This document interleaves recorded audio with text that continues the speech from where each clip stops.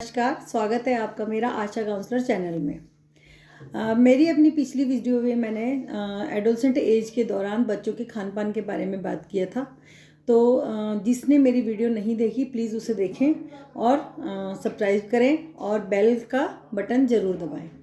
आज जो है मैं अपने किशोरावस्था के दौरान बदलावों के ऊपर जैसे बात करते हैं, तो मैं आज सबसे मेन टॉपिक जो है मैंने लिया है माहवारी का, मेंसेस प्रॉब्लम। ये पीरियड्स है क्या, हमने पीरियड्स के बारे में बच्चों के साथ बात करनी बहुत ज़्यादा ज़रूरी है कि ये होता क्या है।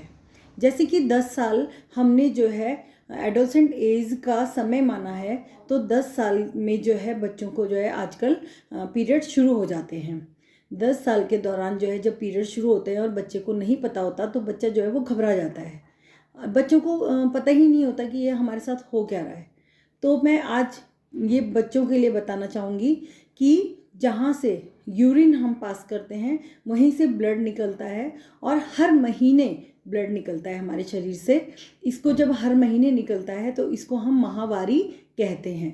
हर महीने जब खून निकलता है हमारे शरीर से तो हम इसी को माहवारी कहते हैं। अलग अलग नामों से हम इसको पुकारते हैं, माहवारी, मेंसेस प्रॉब्लम, पीरियड्स, है ना। तो इनको जो है हम अलग अलग नामों से पुकारते हैं और यही जो है माहवारी कहलाता है। तो जिन बच्चों को नहीं पता उनके लिए मैं ये बता रही हूँ कि पीरियड्स के दौरान जो है हमारे पेट में दर्द होता है, हमारे कमर में दर्द होता है, चिड़चिड़ापन आता है, कुछ करने का मन नहीं करता, ऐसा मन करता है हम लेटे रहें, सोए रहें। तो ये क्या एक नॉर्मल सी दिक्कत होती है इस टाइम पे। तो बच्चे कई बार घबरा जाते हैं, दर्द होता है पेट में तो वो बोलते हैं कि हमें दवाई खानी है, हम क्या करें, हमें डॉक्टर के पास ले जाओ। लेकिन इस दौरान जो है हमें दवाइयाँ नहीं खानी। इस टाइम पे बिना डॉक्टर की सलाह के हमें कोई दवाई नहीं खानी और दवाई हम तब लेंगे जब बिल्कुल सहन से बाहर होगा और डॉक्टर लिखेगा। लेकिन इस दौरान जो है आप तेज़ गर्म पानी पी सकते हैं, गरम गरम चाय पी सकते हैं, गरम गरम कॉफ़ी पी सकते हैं। तेज़ गर्म पानी किसी बॉटल में भर के, कांच की किसी भी बॉटल, जैसे सॉस की बॉटल होती है या कोई भी बॉटल है, उसको में भरकर आप किसी सूती कपड़े से उसको लपेट कर और अपने पेट की सिकाई, अपनी कमर की सिकाई कर सकते हैं। या हॉट बॉटल आती है जो, उसमें हम गर्म पानी भरकर अपनी सिकाई कर सकते हैं। इस दौरान हमें साफ़ सफाई रखने की बहुत ज़्यादा ज़रूरत होती है। जब पीरियड समय होते हैं तो हमें सैनिटरी नैपकिन ही यूज़ करना है।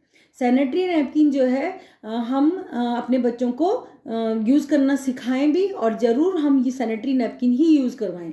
कपड़ा बिल्कुल यूज़ नहीं करना। पहले के ज़माने में लोग कपड़ा यूज़ करते थे और कोई भी गंदा कपड़ा यूज़ कर लिया, उस टाइम पे हमने लगा लिया और फिर उसे फेंक दिया। या कई बार लोग जो है उन कपड़ों को धो धोकर इस्तेमाल करते थे। तो उससे क्या होता है, हमें इन्फेक्शन होने की ज़्यादा डर रहता है।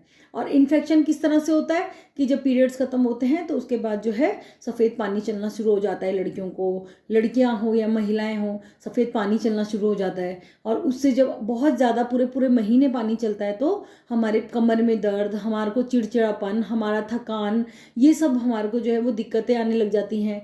अगर हमने सफाई का ध्यान नहीं रखा तो ये परेशानी हमें होगी ही होगी। आप जो है पीरियड्स के दौरान तो सैनिटरी नैपकिन यूज़ करोगे ही, कम से कम दिन में 3 से 4 बार अपना सैनिटरी पैड जो है वो चेंज करना है। ऐसा ना हो कि आपने 2-3 दिन जब आपको फ्लो में पीरियड्स हो रहे हैं तो आप जो है उस टाइम तो चेंज कर रहे हो, लेकिन जैसे जैसे कम होने के उसमें आ जाता है कि लास्ट में हम चौथे 5वें दिन जब हमें पीरियड्स कम होते हैं तो हम जो है अपना सैनिटरी नैपकिन नहीं चेंज करते और उसी को लगा रहने देते हैं। उस वजह से भी हमें वाइट डिस्चार्ज होने का बहुत ज़्यादा खतरा होता है। तो ऐसा प्लीज़ ना करें। दूसरा, कई बार होता है जब हम पीरियड्स के दौरान जो है खान पान में हम ध्यान नहीं देते, तो इस टाइम पे जो ब्लड हमारे शरीर से निकल रहा है वो कोई गंदा खून नहीं है, साफ़ सुथरा खून है। हमारे शरीर का बिल्कुल साफ़ सुथरा खून है और इस दौरान जो है हमारे शरीर में आयरन की बहुत ज़्यादा कमी हो जाती है। उसकी पूर्ति के लिए हमें अच्छे खान पान की, आयरन से भरपूर मात्रा में आयरन लेने की बहुत ज़्यादा ज़रूरत है।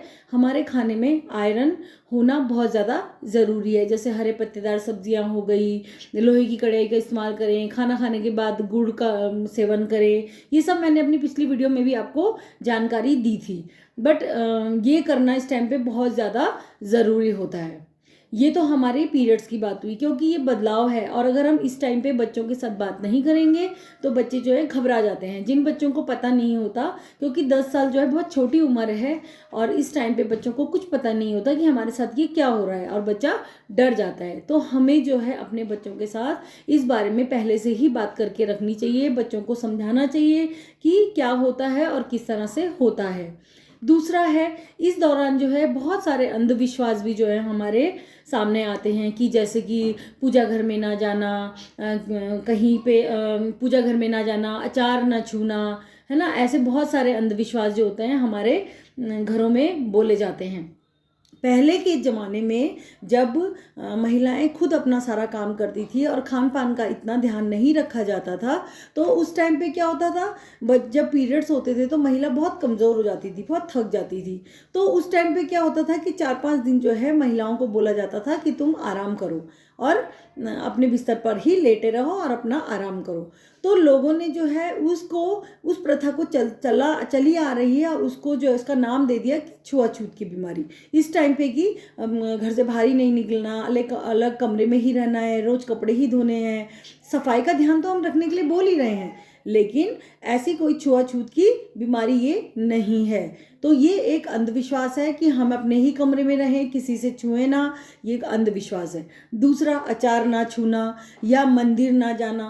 पहले के ज़माने में क्या होता था कि मंदिर जो है वो ऊंचे ऊंचे पहाड़ों में होते थे, सीढ़ीदार मंदिर होते थे और महिलाएं जो हैं उन सीढ़ियों में चढ़ने में दिक्कत होती थी उन्हें, क्योंकि वो बहुत वीक होती थी, बहुत कमज़ोर होती थी। तो उस टाइम पे क्या होता था कि महिलाओं को बोला जाता था कि तुम मंदिर मत जाओ, इस टाइम पे सीढ़ियाँ नहीं चढ़ी जा रही हैं तो तुम घर पर ही आराम करो। लेकिन हमने फिर उसको भी एक अंधविश्वास बना दिया और हमने ये बात फैला दी कि मंदिर पे इस दौरान नहीं जाना, ये छुआछूत की बीमारी है।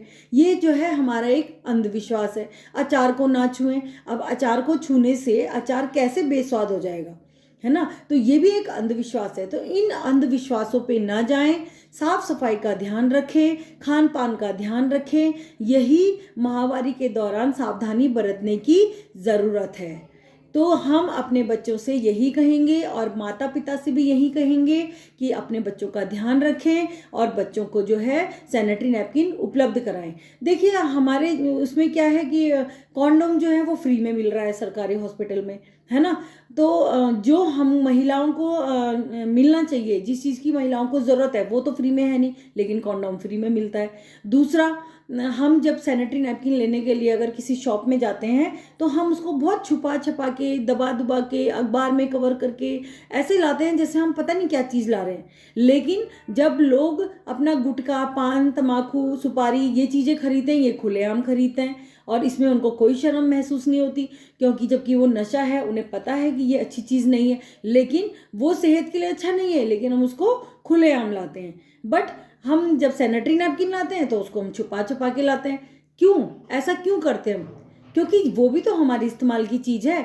जब हम गुटखा, पान, तम्बाकू तुम खुलेआम खा सकते हो, तो क्या महिलाएं सैनिटरी नैपकिन खुलेआम नहीं खरीद सकती? उसमें कोई शर्म की बात थोड़ी है। ये तो एक प्राकृतिक प्रक्रिया है और ये जो है ईश्वर ने हमें दी है। और हर महीने जब पीरियड्स होते हैं तो इसमें हमें शर्म की कोई बात होनी ही नहीं चाहिए। अगर महिला को पीरियड्स हो रहे हैं तो हमें इसमें खुले तौर पर बच्चों के साथ बात करनी चाहिए और बच्चों को समझाना चाहिए कि कोई शर्म की बात नहीं है। इस दौरान जो सावधानियां बरतने की ज़रूरत है, बस हम वो सावधानियां बरतें, खान पान का ध्यान रखें और अपनी सफाई का ध्यान रखें। बस आज के लिए इतना ही। धन्यवाद।